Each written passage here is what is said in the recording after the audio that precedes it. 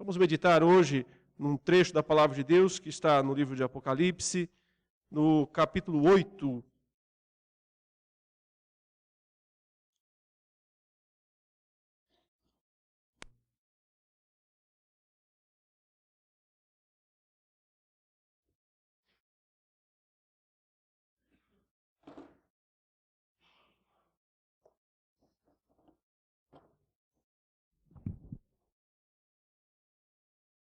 Apocalipse, capítulo 8.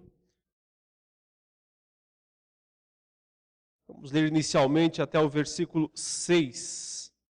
A palavra de Deus diz: Quando o Cordeiro abriu o 7º selo, houve silêncio no céu cerca de meia hora. Então vi os 7 anjos que se acham em pé diante de Deus, e lhes foram dadas 7 trombetas. Veio outro anjo e ficou de pé junto ao altar, com um incensário de ouro. E foi-lhe dado muito incenso para oferecê-lo com as orações de todos os santos sobre o altar de ouro que se acha diante do trono. Da mão do anjo subiu à presença de Deus a fumaça do incenso com as orações dos santos. E o anjo tomou o incensário, encheu-o do fogo do altar e o atirou à terra. E houve trovões, vozes, relâmpagos e terremoto. Então os 7 anjos que tinham as 7 trombetas prepararam-se para tocar. Até aqui, meus irmãos, por enquanto, para entendermos essa nova porção do livro do Apocalipse, que vai dos capítulos 8 até o 11, capítulos 8 a 11. Só os irmãos lembrarem que nos capítulos 1 a 3 destacam-se as 7 igrejas. Dos capítulos 4 a 7 destacam-se os 7 selos. E dos capítulos 8 a 11, que é até a metade do livro, destacam-se as 7 trombetas. Cada uma dessas sessões de 7 igrejas, 7 selos, 7 trombetas, devem ser lidas como contando a mesma história. Não é uma sequência cronológica, como se os capítulos 1 até, digamos, o 11, contassem cronologicamente o que vai acontecendo um capítulo após o outro. Não, são ciclos, sessões paralelas, nós dizemos. É a mesma história, que é contada e recontada. O poder de recontar uma história é muito grande. Não só porque, quando nós ouvimos uma história outra vez, nós vamos ter muito mais facilidade de memorizar, de guardar aquela história, como porque nós começamos a prestar atenção aos novos detalhes. Aos detalhes que, de uma única vez que a gente ouve uma história, nem sempre nós pegamos todos eles. Mas quando nós ouvimos outra vez, então nós conseguimos entender mais coisas, lembrar de mais coisas. Provavelmente o objetivo de escrever do Apocalipse ter sido revelado por Deus desta maneira e registrado por João dessa forma, um dos propósitos, possivelmente, tenha sido justamente esse. Mas ele não conta exatamente igual a mesma história todas as vezes. E como eu já disse no início, quando estudamos o começo desse livro, são 7 histórias, 7 sessões, 7 ciclos. Todos eles com essa marca também do número 7. Nós estamos chegando hoje aqui na terceira dessas contagens ou recontagens da história. Mas ele não reconta de forma literal, ipsis literis, igualzinho todas as vezes. Não. Cada vez que ele reconta essa história, ele vai focar em aspectos novos, aspectos diferentes. Então, por exemplo, dos capítulos 4 até o 7, nós tivemos a revelação do céu, onde Jesus, o Cordeiro de Deus, após sua morte, após sua ressurreição, após a sua ascensão, a sua subida aos céus, ele recebeu lá, da mão direita de Deus, um livro. E esse livro tinha 7 selos, ou seja, ele estava lacrado, com 7 lacres, 7 selos, para que não fosse aberto. E ninguém mesmo podia abrir aquele livro, o texto mesmo fala. a não ser Jesus, o Cordeiro que venceu, que morreu, que ressuscitou, que subiu aos céus. Então, ao receber o livro da mão direita do Pai, o Filho, o Cordeiro, o Senhor Jesus, recebe a função de governar os céus e a terra. É Ele quem vai ditar agora, a partir da sua ressurreição, a partir da sua ascensão, é Ele quem vai ditar os acontecimentos do céu e da terra. Por isso, Ele disse aos seus próprios discípulos, toda a autoridade me foi dada nos céus e na terra. E, consequentemente, os seus discípulos podiam pregar o Evangelho em todas as nações, e Ele garantia o sucesso da pregação do Evangelho, Jesus Cristo. Ele abre o primeiro selo, é um cavaleiro branco, vitorioso, para vencer. É uma figura do Evangelho vitorioso que ninguém pode deter, ninguém pode impedir. O avanço do Evangelho ninguém pode deter.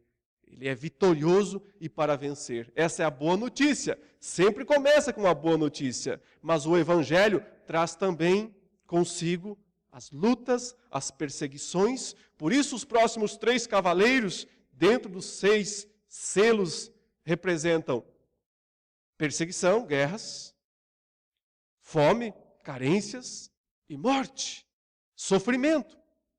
Por isso o 5º selo mostra as almas dos crentes que morreram pela causa ou por causa de Cristo, agora lá no céu, esperando o dia do juízo, descansando no Senhor. E o 6º selo mostrou o fim do mundo, o dia do juízo final, quando Jesus voltará e punirá os perversos, ao mesmo tempo em que recompensará os fiéis que viveram pela graça e foram salvos pela graça. Então, o capítulo 7 descreve o estado de eterna bem-aventurança nos céus. Lá estamos para sempre no novo céu e na nova terra, os crentes que nunca mais terão fome, nem dor, nem pranto, nem choro. Mas até aí só foram 6 selos. Ainda falta um, o 7º. O que poderá ter dentro do 7º selo? O que o 7º selo poderá trazer se parece que os 6 selos anteriores já resolveram tudo, já contaram toda a história? Que vai da primeira vinda de Jesus até a segunda, o juízo final e o novo céu e a nova terra. E aqui, mais uma vez, nós percebemos que, de fato, esse livro é um livro escrito em ciclos ou sessões, porque quando o Cordeiro abre, então, aqui no capítulo 8, o 7º selo, que ficou faltando dos 6 anteriores, eram 7, ele abriu 6 e já aconteceu o juízo final, o que pode ter no 7º selo? E então ele diz que ele abre o 7º selo e acontece o quê? Nada. Absolutamente nada. Veja, quando o Cordeiro abriu o 7º selo, houve silêncio. Silêncio no céu, cerca de meia hora. Não acontece nada, apenas silêncio. Bom, silêncio é um acontecimento. Até porque uma das coisas mais difíceis, de acontecer é silêncio. Nós sempre somos tão cheios de barulho ao redor e dentro de nós. Esse silêncio absoluto no céu é uma espécie de anticlímax. Na verdade, vai recomeçar toda a história outra vez. É apenas uma preparação para a terceira vez que João vai recontar a mesma história, que vai da primeira vinda de Jesus até a segunda vinda dele e o juízo final e os novos céus e a nova terra. Mas antes de reiniciar a história, que vai ser contada através das 7 trombetas, e vai ser muito semelhante. O Cordeiro abriu um selo, aconteceu uma coisa. Abriu o segundo selo, aconteceu outra coisa. Abriu o terceiro selo, agora vão ser as trombetas. O anjo toca a primeira trombeta, acontece alguma coisa. Toca a segunda trombeta, acontece alguma coisa. Toca a terceira. Veja, é muito paralelo, é muito semelhante. No entanto, ao contar os eventos das trombetas, a ênfase de João vai estar em algo um pouquinho diferente da ênfase que ele deu lá ao contar os selos. Porque ao contar os selos, os olhos estavam todos voltados para o céu. Lá em Jesus, no céu, no trono de Deus, no Cordeiro que reina. Agora, de certa forma, os olhos vão se voltar mais para a terra, para ver a igreja. A participação da igreja neste movimento de Deus, nas ações de Deus, como que a igreja participa disso. Por isso, eu resumo os capítulos 8 a 11 de Apocalipse com a seguinte frase: esperança em meio ao caos. Situação do mundo caótica, indo de mal a pior. Mas isso não é desesperador para a igreja. A igreja encontra a verdadeira esperança, mesmo em meio ao caos do mundo, através da fé e do papel que ela tem a desempenhar no meio do caos, no meio do mundo em conturbação, no mundo que vai se destruindo, uma espécie de autodestruição, como a gente poderá ver na sequência. Mas antes que o primeiro anjo toque uma trombeta, vai acontecer algo lá no céu de uma importância emblemática. Antes que ele toque a primeira trombeta, há uma cena de uma espécie de um ritual celeste. Preste atenção nesse ritual que está aí a partir do versículo 2. Então vi os 7 anjos que se acham em pé diante de Deus, e lhes foram dadas 7 trombetas. Veio outro anjo e ficou de pé junto ao altar com um incensário de ouro. E foi-lhe dado muito incenso para oferecê-lo com as orações de todos os santos sobre o altar de ouro que se acha diante do trono. Então olha essa cena que interessante. Os 7 anjos que vão tocar as 7 trombetas estão posicionados. Cada um recebeu a sua. É só uma questão de tocar e executar, então, os decretos, os juízos de Deus sobre a terra. Mas antes que eles toquem, precisa acontecer algo. E aí vem essa cena desse anjo que se coloca diante do altar de Deus, uma posição muito formal, revestida de solenidade. Esse anjo se coloca diante do altar de Deus, e então dão para ele, não diz quem dá, só diz, e ele recebe um incensário de ouro. Um incensário é um compartimento onde na antiguidade se colocava incenso, então esse incenso queimado, com brasa, era oferecido a Deus. Era uma oferenda suave, de aroma suave até a presença do Senhor. Esse ritual, simbolicamente, então, descreve o papel da igreja nas ações de Deus no mundo. Porque observe que o texto diz, quando sobe aquele incenso até Deus, e ele vai mesclado, misturado com as orações dos santos. Orações dos santos é orações dos crentes. É só lembrar que os crentes em todas as cartas do Novo Testamento são chamados de santos. Os santos não são uma categoria especial de pessoas canonizadas por alguma igreja, por alguma instituição. Os santos são todos aqueles que creem em Cristo Jesus. São chamados de santos por Deus. Não porque sejam perfeitos, não porque não tenham mais pecados, mas porque foram santificados através do sangue do Cordeiro. Foram lavados dos seus pecados e agora foram separados para Deus.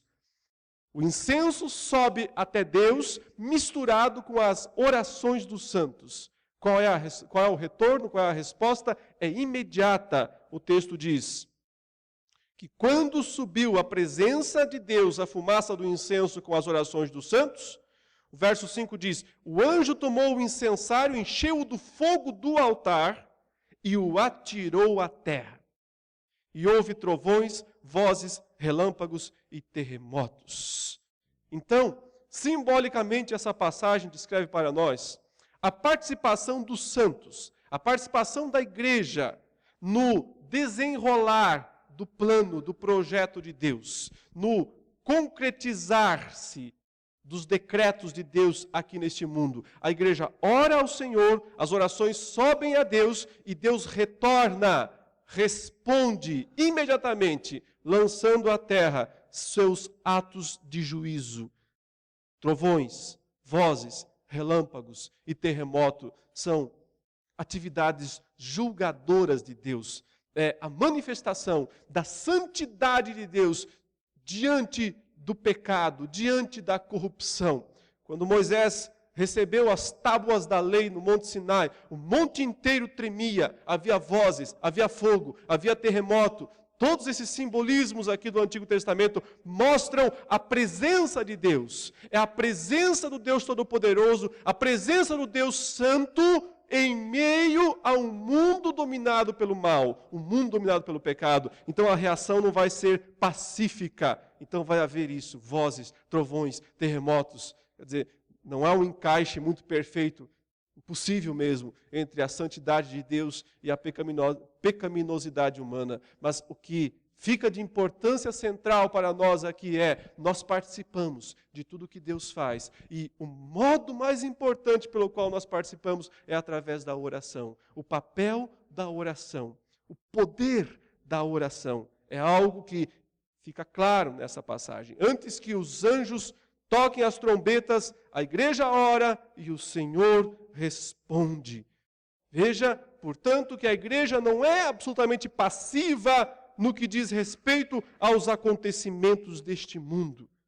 A igreja participa ativamente através de uma das coisas que Deus lhe deu, lhe concedeu: o direito de orar, de interceder.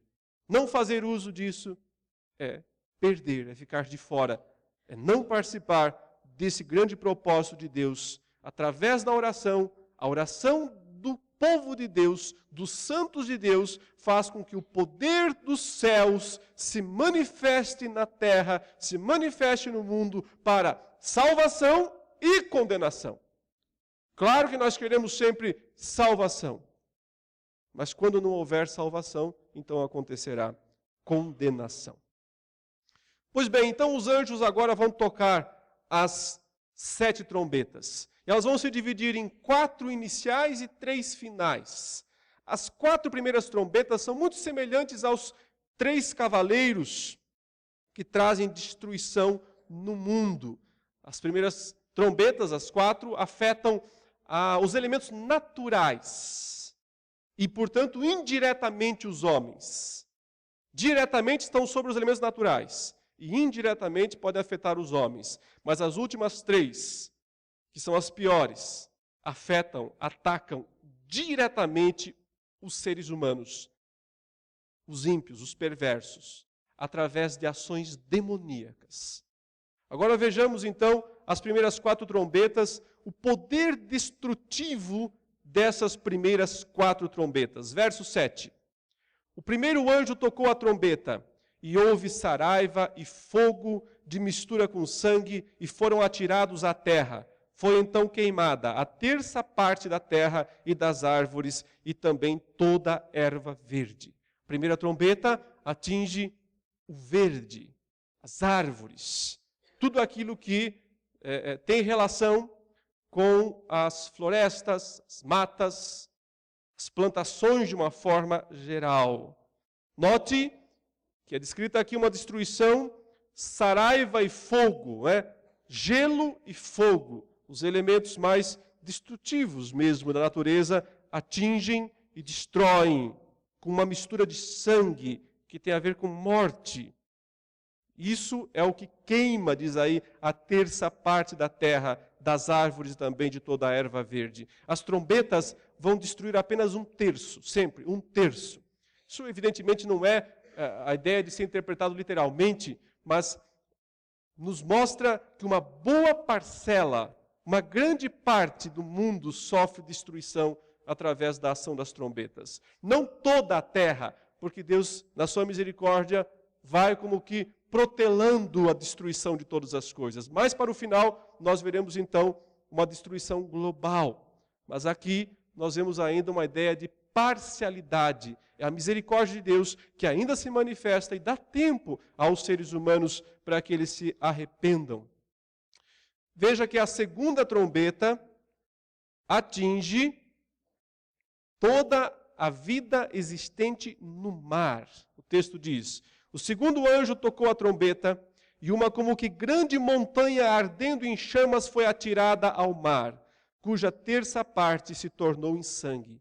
E morreu a 1/3 parte da criação que tinha vida existente no mar. e foi destruída a terça parte das embarcações. Então, a segunda trombeta é um poder destrutivo que atinge o mar. A primeira, o verde, as florestas. O segundo, o mar. A terceira trombeta, daqui a pouco nós vamos fazer considerações sobre elas globalmente, mas a terceira trombeta atinge a água doce. A segunda, a água salgada, a terceira, a água doce. O terceiro anjo tocou a trombeta e caiu do céu sobre a terça parte dos rios e sobre as fontes das águas, uma grande estrela ardendo como tocha. O nome da estrela é Absinto, e a terça parte das águas se tornou em absinto, e muitos dos homens morreram por causa destas águas, porque se tornaram amargosas. Então, as águas doces se tornam envenenadas. E a quarta trombeta desta parte de 7, que divide as trombetas, atinge, diz o texto no verso 12, o quarto anjo tocou a trombeta e foi ferida a terça parte do sol, da lua e das estrelas, para que a terça parte deles escurecesse, e na sua terça parte não brilhasse tanto o dia como também a noite. Então os astros, o brilho dos astros celestes são escurecidos. Observe, o verde, as florestas, o mar, água salgada, água doce e o brilho das estrelas. Pergunta: através do que essas destruições são causadas? Será que diz respeito a uma intervenção direta dos céus? Ou pode ser algo criado pelo próprio homem, através das atividades humanas? Então é preciso lembrar que, como nos selos, os decretos vêm de cima, mas muitas vezes são executados aqui. Por exemplo, o cavaleiro branco saiu vitorioso para vencer, mas Deus não vai pregar o evangelho em nosso lugar. Os anjos não vão pregar o evangelho em nosso lugar. Somos nós quem pregamos. O homem é quem faz isso. O selo que fala das guerras, das perseguições, da fome, isso está decretado por Deus, mas quem executa são os homens. Então, essa destruição toda que está prevista aqui para acontecer, pode ser feita através das ações humanas. Pode ser feita através da má administração que o homem faz do mundo. E nós que vivemos hoje, no século 21, veja que João está escrevendo isso no século I. Naqueles dias não havia poluição, como há hoje. Naqueles dias não havia toda a destruição da mata, do verde, como nós vemos acontecer hoje. Naqueles dias, eles olhavam para o céu e enxergavam todas as estrelas possíveis. Nós olhamos para o céu e enxergamos quase nada, devido a toda a poluição e as luzes também do mundo. As trombetas não são algo que dizem respeito apenas ao fim dos tempos. A história que o Apocalipse conta é a história que vai da primeira vinda de Jesus até a segunda. Toda a história, todos os eventos. Os cavaleiros estão passeando pelo mundo desde o primeiro século e as trombetas estão sendo tocadas igualmente desde o primeiro século.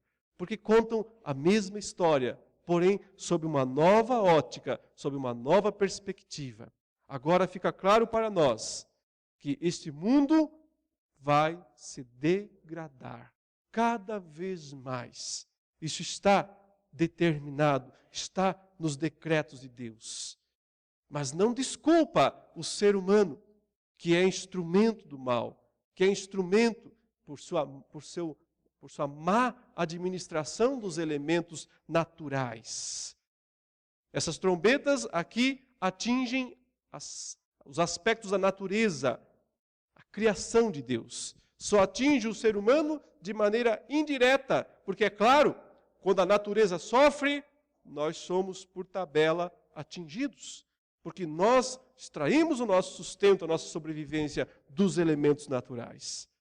Então, quando o ser humano polui, quando o ser humano destrói as guerras, quando produz coisas terríveis aqui nesse mundo, ele está apenas se autodestruindo. É a loucura da raça humana, a pior, né, das raças nesse sentido, a mais autodestrutiva das raças que existem. Aprendemos com isso que ao mesmo tempo em que Deus determina, decreta essas coisas, porque faz parte do seu grande propósito, faz parte do seu projeto, do seu plano, não desculpa a participação humana em tudo isso. Observe que a partir ou depois dessa grande destruição anunciada, o versículo 13 fala, mais ou menos assim, isso daí não é nada, o pior está por vir. O verso 13 diz, então vi e ouvi uma águia que voando pelo meio do céu dizia em grande voz, ai, ai, ai. E veja que os 3 ais aqui são para ser notados. 3 ais. Ai, ai, ai. Dos que moram na terra, por causa das restantes vozes da trombeta dos 3 anjos que ainda tem de tocar. Em outras palavras, achou ruim? Achou ruim o toque das 4 trombetas? Prepare-se. As 3 que virão agora serão muito piores. E serão muito piores porque as 3 seguintes atingirão diretamente os seres humanos. As 4 anteriores atingem indiretamente. Essas 3 agora atingem diretamente. Nós vamos agora considerar apenas uma delas, que é a 5ª. As outras 2 nós estudaremos à noite, se Deus permitir. O 5º anjo tocou a trombeta e viu uma estrela caída do céu na terra, e foi-lhe dada a chave do poço do abismo. Ela abriu o poço do abismo e subiu fumaça do poço, como fumaça de grande fornalha.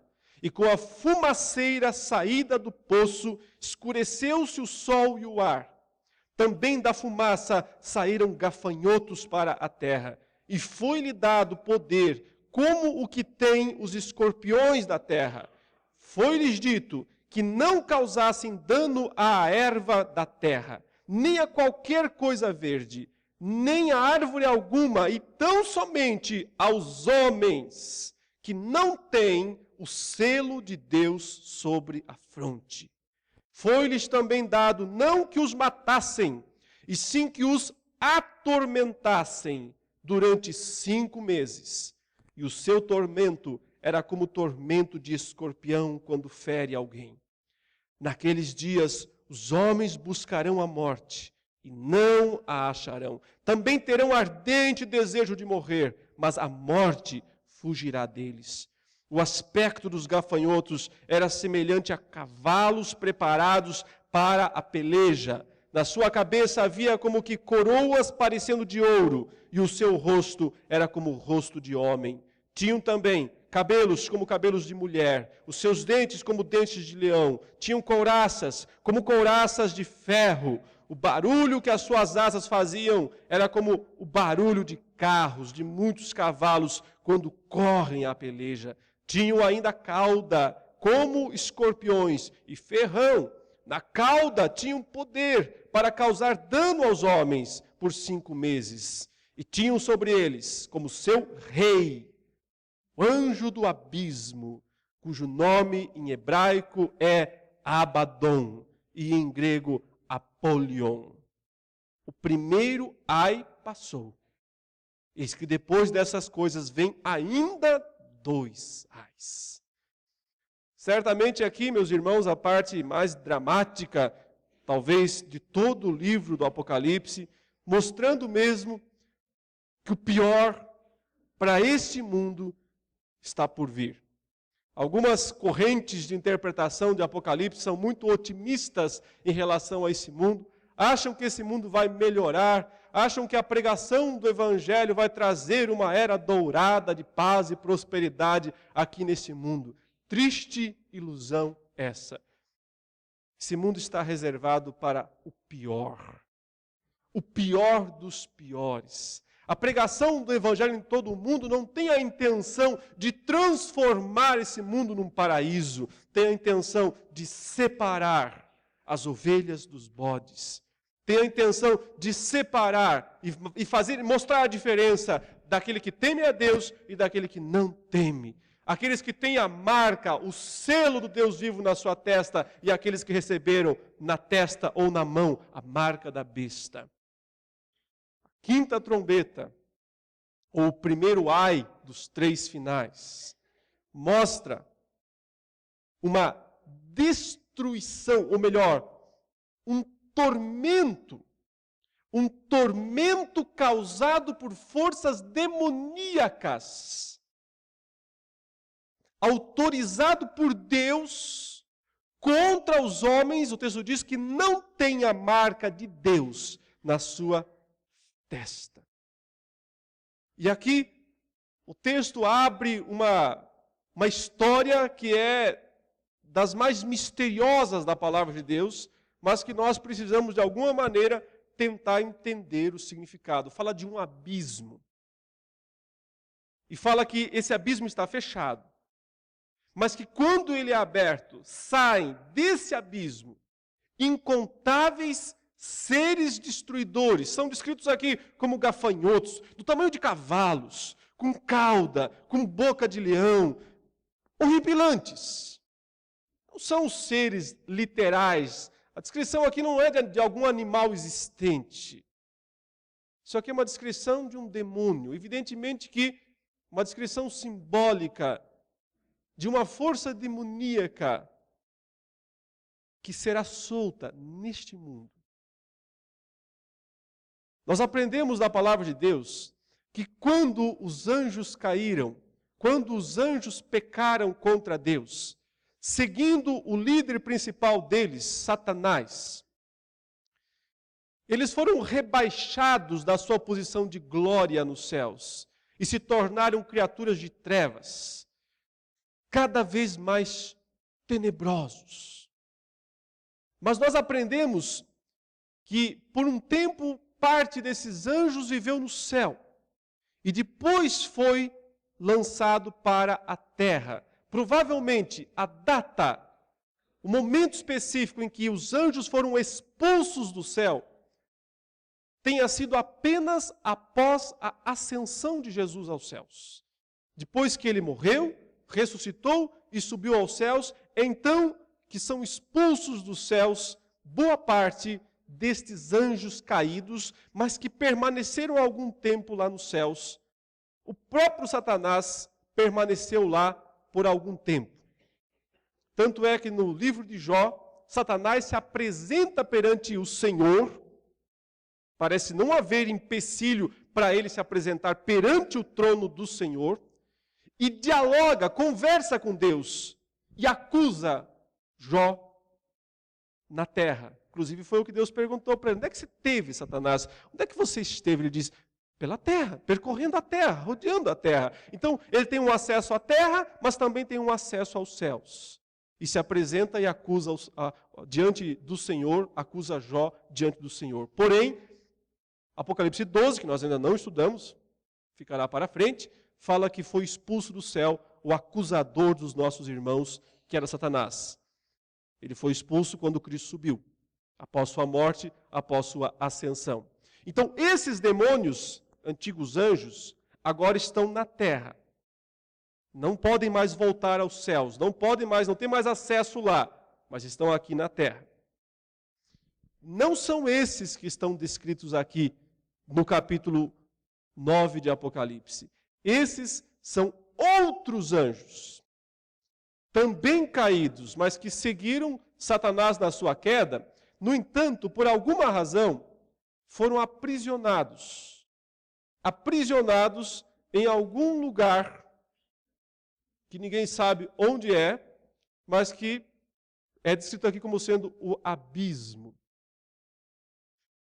Quando o Senhor Jesus expulsou demônios de um homem na região de Gadara ou Gerasa, o Gerazeno ou Gadareno, aquele homem que vivia pelos túmulos e que estava possesso de uma legião,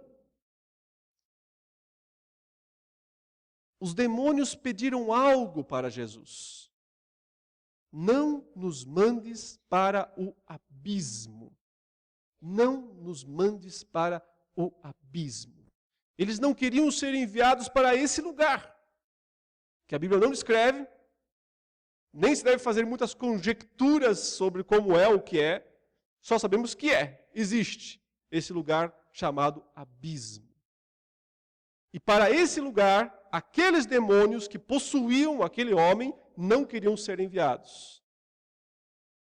E o Senhor Jesus, então, permitiu que eles entrassem nos porcos, e os porcos se precipitaram num outro tipo de abismo, agora sim, um abismo literal, quando os porcos caíram.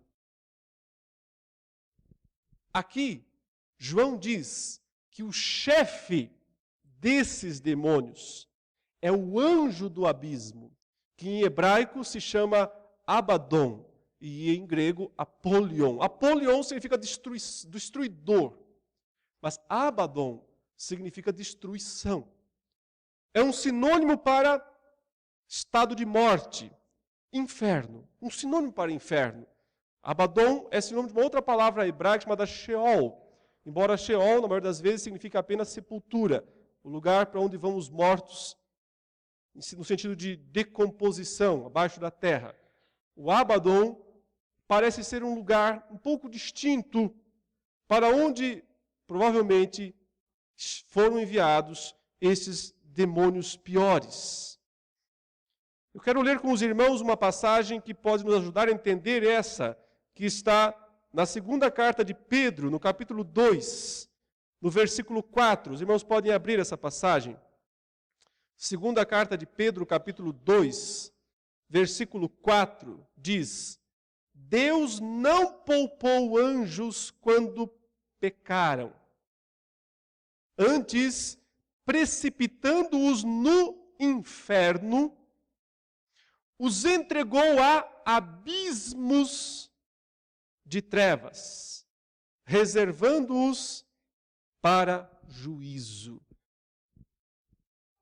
Um grupo de anjos descritos aqui, não são todos os anjos, mas um grupo de anjos, de seres, de demônios que caíram, que pecaram. O texto diz que Deus os precipitou no inferno. Mas inferno aqui não é a palavra inferno tradicional que o Novo Testamento usa, que é a palavra Hades. Para onde vão as almas das pessoas que pecam? As almas das pessoas que pecam vão para o Hades, para o inferno. Quando Pedro cita aqui esse lugar para onde estão os demônios, esses anjos aprisionados, ele usa a palavra Tártaro. É uma outra palavra grega diferente de Hades. O Tártaro é uma espécie de inferno dos infernos, né? O pior dos infernos, uma ideia de o pior lugar possível, a prisão de segurança máxima, para onde vão o pior dos piores prisioneiros. Se nós estivermos certos nessa interpretação, e é claro que ela é uma interpretação, nós não temos certeza a respeito desses assuntos, mas é uma possibilidade. Então há dois lugares de prisão. Um para onde vão as almas dos homens, é o inferno, o Hades. Satanás não está lá, nem os demônios. Mas há um outro lugar, o Tártaro, ou o abismo, ou o Abaddon, para onde estão os demônios. Um grupo de demônios, não todos, porque muitos estão aqui nesse mundo. Para esse lugar, aqueles demônios que possuíam o gadareno não queriam ser mandados, que é o abismo. Esse abismo, possivelmente, é o que será aberto aqui no capítulo 9, na quinta trombeta. Porque a Bíblia diz que um pouco antes da vinda de Jesus, Satanás será solto da sua prisão e sairá para enganar as nações. Então, talvez Satanás, ele mesmo, esteja agora nesse lugar de prisão. Não todos os demônios, não todos. Mas ele e aqueles piores dos piores, que já foram desde o passado aprisionados lá, estejam nesse abismo, aguardando a autorização de Deus para saírem outra vez. Quando é que eles vão sair? quando a igreja terminar a sua missão aqui nesse mundo, quando tiver pregado todo o evangelho a toda criatura, quando tiver encerrado o tempo da pregação do evangelho, então Deus permitirá que as forças malignas assumam totalmente o controle sobre tudo e sobre todos, libertando inclusive esses demônios para agir sobre os homens, para torturá-los, atormentá-los. O tormento aqui é descrito como sendo uma picada de um ferrão de um escorpião. E diz que dura 5 meses. Por mais doloroso que seja o ferrão do escorpião, a dor não dura muito tempo. A dor é aguda, mas passa dentro de algumas horas. Essa ferroada dura 5 meses. Então, é claro que isso é simbólico, mas quer descrever uma tortura indescritível.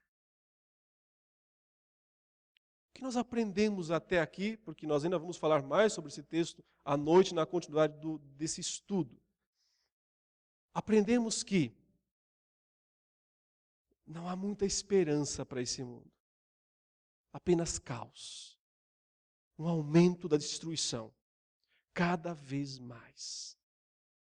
Isso leva a igreja ao desespero? Não. A igreja mantém a esperança no meio disso tudo, por causa da fé. Por causa da salvação que ela tem em Cristo Jesus. Ela ora e o Senhor responde. A igreja mantém a esperança apesar disso tudo. Porque a pior parte das destruições, os 3 ais, não a atingirão. Porque esses demônios, foi dito a eles, vocês não podem tocar naqueles que têm a marca de Deus na fronte. Eles atingem os que têm a marca da besta, não aqueles que têm a marca do Senhor. E o texto termina dizendo, achou ruim? Tem mais 2 ais. E eles ainda serão piores. No sentido de trazer a destruição. Portanto, indiretamente ou diretamente o texto manda que os homens busquem refúgio no Evangelho. Quer escapar. Quer se ver livre de todo esse tormento, de toda essa destruição destinada, reservada. Só há um abrigo, só há um refúgio. A sombra do Onipotente. Só há um refúgio. É ter a marca de Deus na testa. Quando o anjo destruidor, no mesmo sentido de Apolion aqui, quando o anjo destruidor passou pelo meio do Egito, quem tinha uma marca lá foi poupado. Não foi destruído. Quando Deus liberar a ação dos poderes das trevas sobre esse mundo, aqueles que tiverem a marca do Cordeiro, a marca do Pai, do Filho e do Espírito Santo, do verdadeiro batismo que lava os pecados do ser humano, essas pessoas serão poupadas da grande destruição reservada sobre este mundo. Por isso, meus irmãos, a igreja encontra esperança em meio ao caos. Esperança em meio a um mundo que vai de mal a pior e cada vez pior. Ela pode renovar a sua fé, mas é tempo de viver essa fé. De viver com toda a seriedade. Agora, eu finalizo trazendo uma palavra específica aos pais. Você que é pai, que está aqui nesse dia que é o dia dos pais. Qual é o legado, qual é a herança que você deixa para os seus filhos? Qual é o verdadeiro patrimônio? É um patrimônio que vai garantir a ele vida eterna ou destruição? Que marca você tem, que marca seus filhos recebem. A marca de Deus, de quem é fiel ao Senhor, de quem vive de acordo com o padrão de Deus e da sua palavra, ou tem deixado seu filho para o mundo? O mundo não terá misericórdia do seu filho.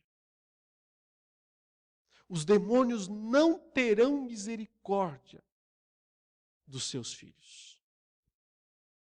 Muitas vezes os pais pensam que ao serem liberais, excessivamente bons, estão sendo bons, mas estão sendo maus para seus filhos.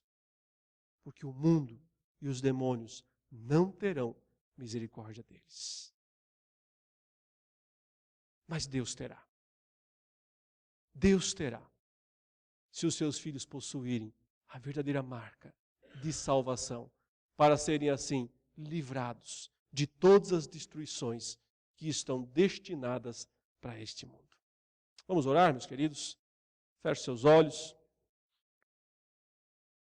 Eterno Deus, Senhor dos céus e da terra, graças te damos porque ao mesmo tempo em que vemos que para este mundo e esta geração não há esperança, para nós há, porque cremos no Cordeiro, porque somos mais do que vencedores em Cristo Jesus e tão somente nele.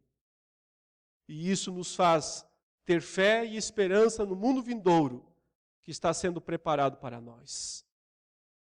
Permita, Senhor, que vejamos todos os acontecimentos desse mundo como algo que seguem os teus propósitos, que não fogem dele ou deles, nunca. Que o Senhor executa, realiza conforme a tua vontade. Mas permita também que continuemos vivendo o evangelho da graça com toda a fidelidade. E abençoe especialmente os pais nesta manhã. Os pais da tua igreja que conhecem a tua palavra. Para que sejam sérios, bíblicos, extremamente dedicados na função que receberam de criar filhos para a tua glória. Nós oramos agradecidos em nome de Jesus. Amém.